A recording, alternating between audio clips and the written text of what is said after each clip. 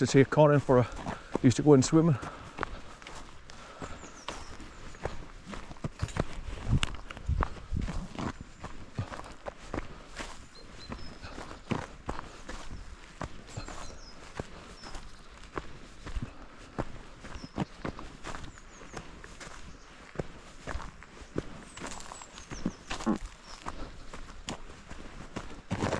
I mean, last night, this is how bad it is when I'm planning on bringing him out.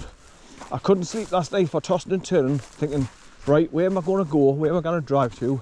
Where can I lure him off? Where's the best place? Where I have him going to the same place all the time, because that's what's happening now. I keep going back to Kielder Forest because I know the places where I can let him off and feel safe. And he's not going to come across another dog or dog walkers or cattle or sheep. So basically I end up going to the same places, which I don't want to do. I want to see some of the different places.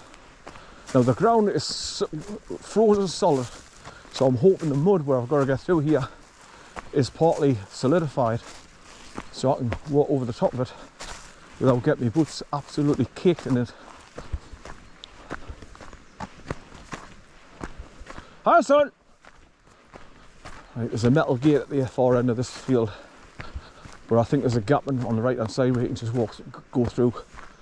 So if he's gone sniffing that dog, he'd be running after him now.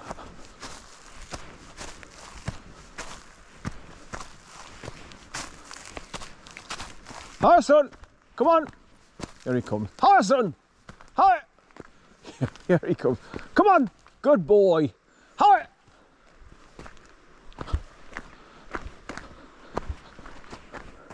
Hi.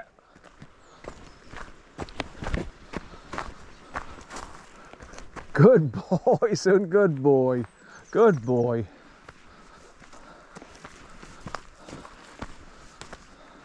Where's your stick? Where's it? Where's your stick? Where's your stick, son? Good boy. So you can imagine how excitable he gets when he's in the house too much. When my daughter's at work, the kids are at school, so he's stuck in the house by himself, just in his where he lies down in the gas cupboard in the kitchen.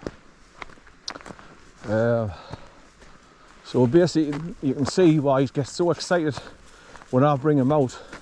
One, he's seeing the outside world, and two, he can run about. Because when the Laramooch in the back garden, but it's only like a 40-foot square, paved off. It's not grass like my garden. So when he gets out, he makes the most of it, as you can see.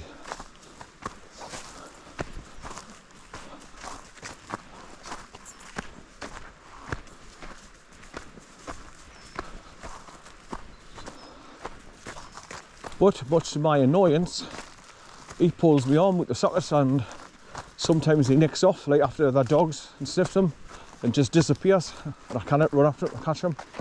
So I get dead frustrated. So hopefully, like I say, when these med beds are supposed to be coming to the public, I'm hoping I can get on one so they can regenerate my brain cells that's damaged, and get the use of me left arm and hand back again properly, and I won't need to walk with a limp like I am now, walking dead slow, limping along. Good boy, son. He's scratching like hell.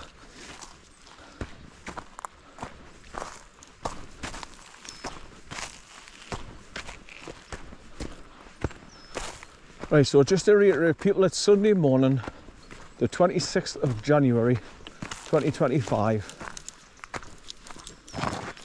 and we're in Whittleden, doing the Whittledene burn walk in Ovingham. That's Ovingham,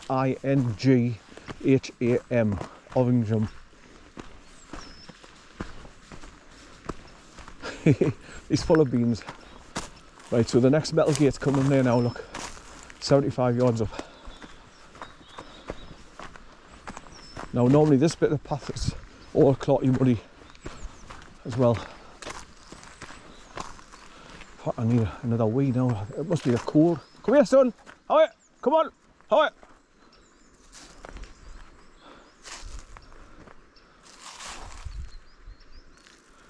Right, so looking back to where I've just come from, above the church, there's a huge chemtrail. The aeroplane's coming over towards me, and then you look to the left, and you've got another one. So they're at it again, early hours of the morning, spraying the skies ready for us getting out of bed and going to work or wherever. I keep thinking about these pilots that's actually flying these planes. They must be just getting well paid, and they're only thinking about the money, but they're not thinking about they're killing off their own families and children, grandkids, wherever, when they're spraying all these chemicals on them.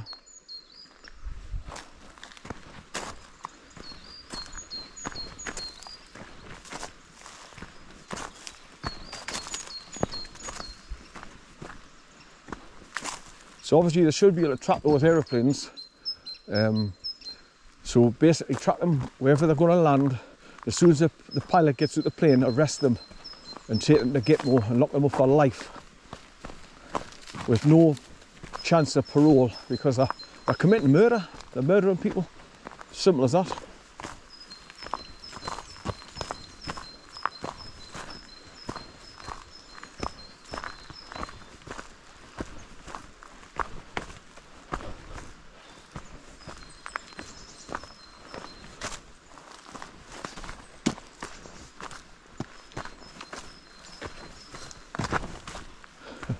He's scratching the ground constantly. But I'm glad, because that's what's cutting down his claws, wearing them down. I knew there was a gap in the fence, I remember that, where he just walked through.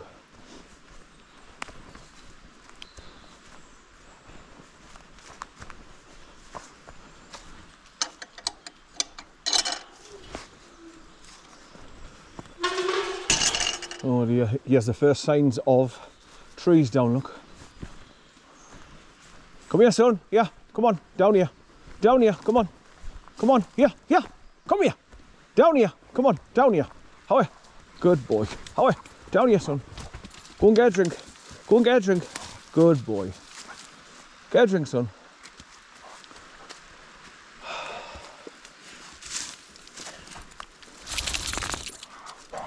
So one of these places where I'm not going to get... Here, son, come on. Yeah, yeah. Come on. How are you? Come on, down here. How are you? Down here. Come on. Good boy, son. Go and get a drink. Go and get a drink, son. Here. Good boy. Go and get a drink, son. Go and get a drink. There's a big grey heron just taken off. Good boy, son. Good boy. How are you, son? How are you? Up. Good boy. Come on, are you going to get a drink? Come on. Yeah, yeah. Come on. Here. How are you? Come on. Come and get a drink. Here. Come on. How are you? Down here. How are you? Down here. Come on. No, he's had enough of that. No, Gran, I want to go where I want to go. Right. Step over these broken trees again. Try not to trip over. Right. He's off.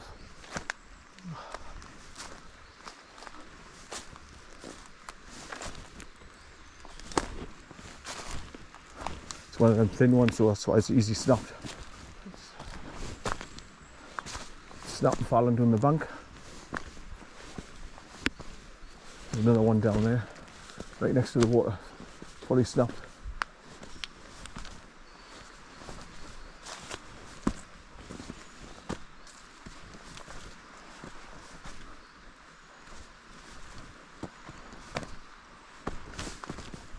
Right.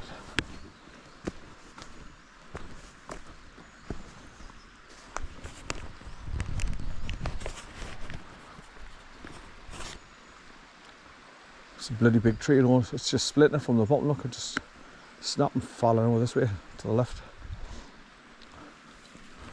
What you do? What you doing down there, you? How are you? Up, up. Good boy, son. Good boy. Good boy. You be out of breath now, son? I'll run in a boot and up the hills. Good boy, son. Good boy. He's been here before, so I think you know where he is. So he knows what we're doing. Doing a circular walk. So like I say, you follow this pathway all the way to where you can hear the traffic going along the main motorway, the A69. and then you just cross over the top of the aqueduct, where the stream's coming underneath the road, the main road, and then you start coming back on the other side.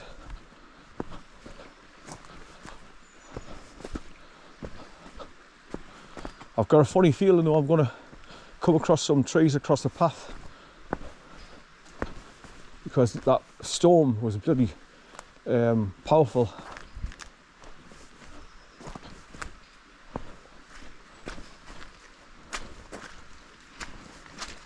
Good boy, son, good. Where you been? What are you doing?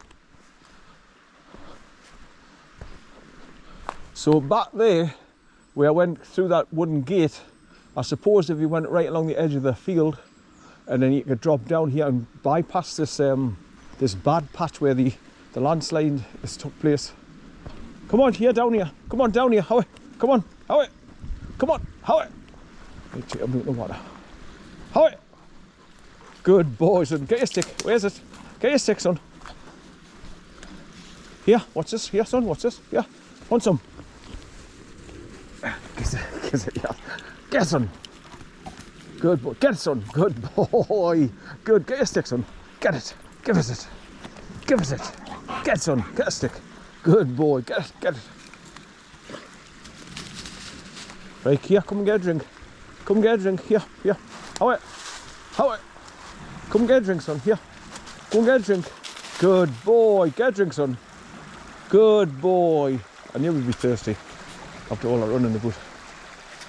Good boy. Your throat will be dry, won't it, son? Good boy. Get a drink, son. Get a drink. Good boy. Get a drink. Good boy.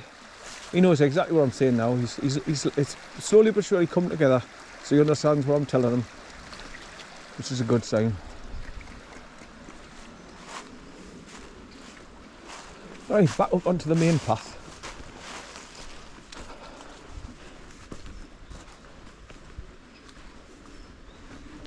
Right, it's not far along here where the landslides give way, and it's just it's 25 foot of just total thick clotty mud with water in it.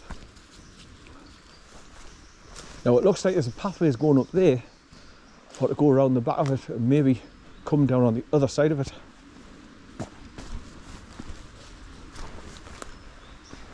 This is it. I'm coming up with now, I think.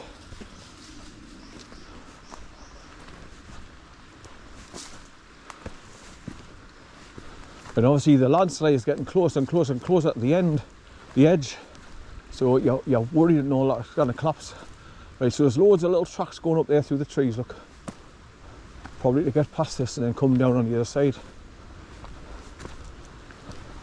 Now I'm hoping, it has been flattened so much, so it's not going to be as bad as it normally is. Yeah. So that's good news for me. I mean, it's still wet and mushy, but it's nowhere near as bad as it normally is. It's like 4 to 6 inches of just soft mud that you sink into when it's full of water.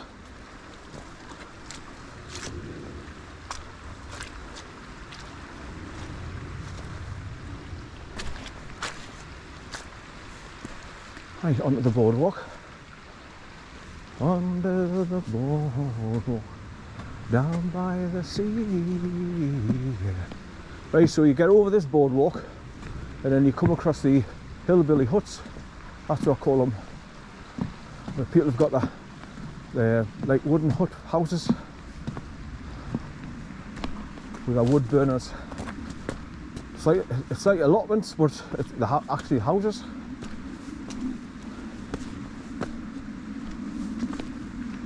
And something on a rare occasion, you actually see people coming down in, going into them, and setting the wood burners away, get warmth.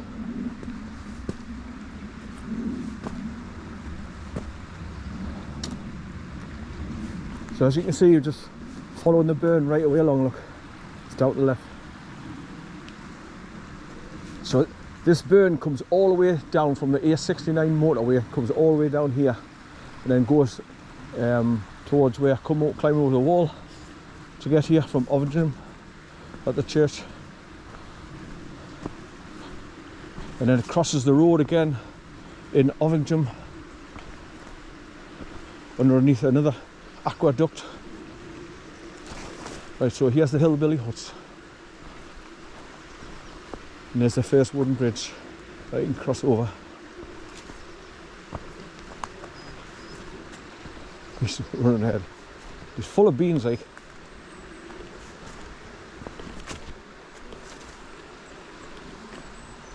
Now, if you cross over that bridge and you go out the right to go up to the top, the path on the other side,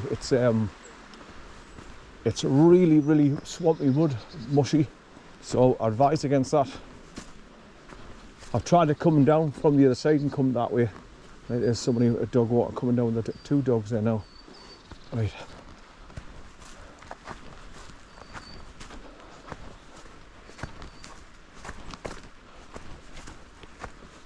Right, so you can see the grass is white. So hopefully most of the pathway is going to be frozen solid. So I won't be sinking into soft mud. Here he comes.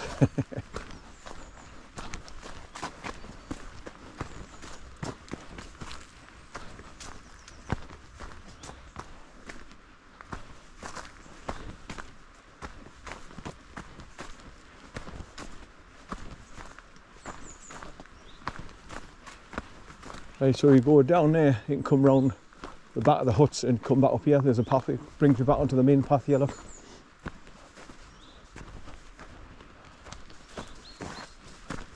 Good boy, son, good boy. Right, come on, away. Come on, here, come on, this way. I do want you bumping into those two dogs. Come on, away.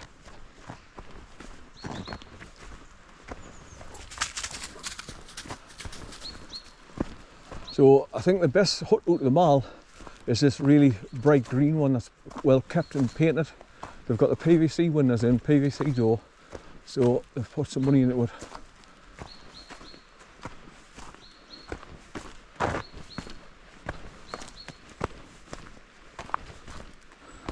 Right, and here's the ruins of the WHITTLEDENE mill, just coming up on your left here now. So once again, there's a pathway that goes down and it goes around the back of it, so if you want to go and see, to have a look through the old windows and doors, you can. And what's going on here, there's new fencing around this bit, and it looks like they've been sandblasting it. This is all new, this fenced off area here, look. I wonder if they're trying to preserve it. Yeah, this new fencing with a gate on it. Either that or they're just trying to keep people out in general because of the maybe everything's collapsing when they've been that old, and they're worried about big heavy bricks falling on people. Right, well, that's the old one. You can go down there, go around the back of it and come up the other side and get back onto the main path just here again.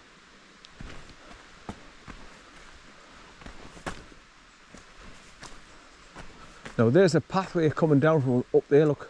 So I wonder if you can go up there and then that'll take you up onto that farmer's field, and that way you bypass that really bad landslide bit of mud. Right, so it's saying there, welcome WHITTLEDENE Woodland Trust. But this fence is all brand new. They've got the gate there with a padlock on it. So you can still see the old ruin of the building, but you can't go in to explore around it.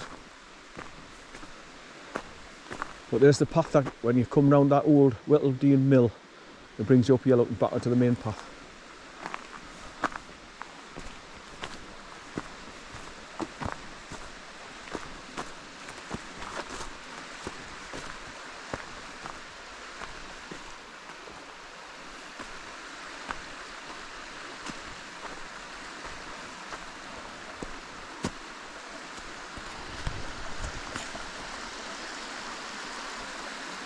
This could be slippy. Just take your time. Oh, it is a bit slippy, like. There's still frost on the rocks. Oh.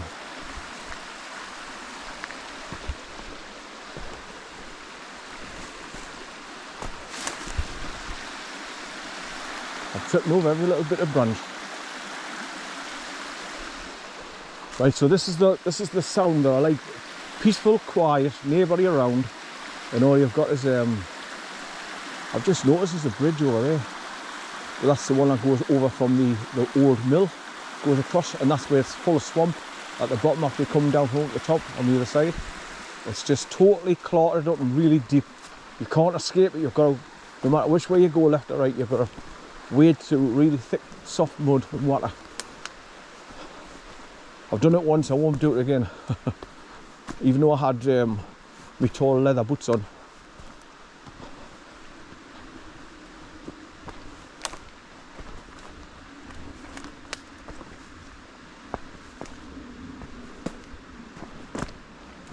Now, I fully charged up these GoPro 12 batteries. It's the Enduro batteries, the white ones with the black sleeves.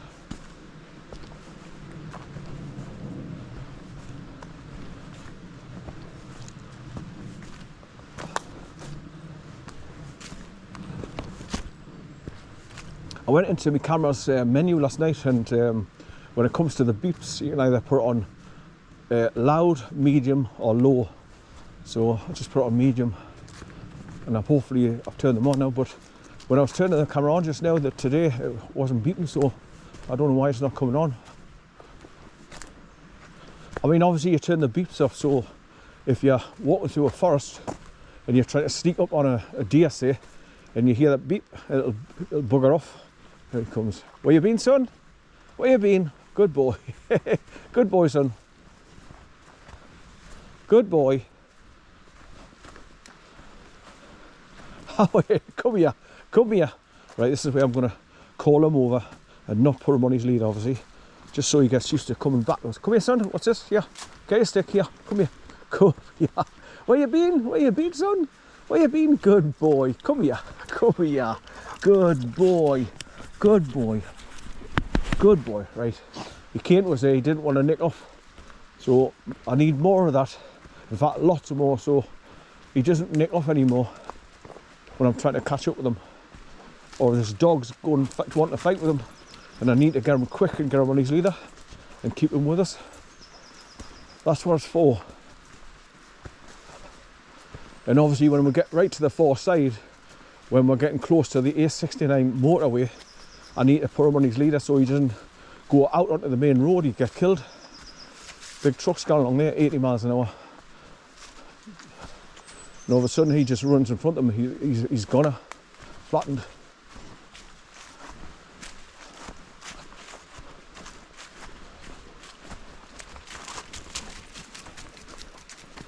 Right, this is the bit where there's our swamp on the right hand side here. This stagnant water, it looks horrible. So if he went wading through it and disturbed it would stink, and so would him. So would he. Right, there's a certain part of the pathway and all where I've got to go off the pathway and go through the trees to escape the big mud patch.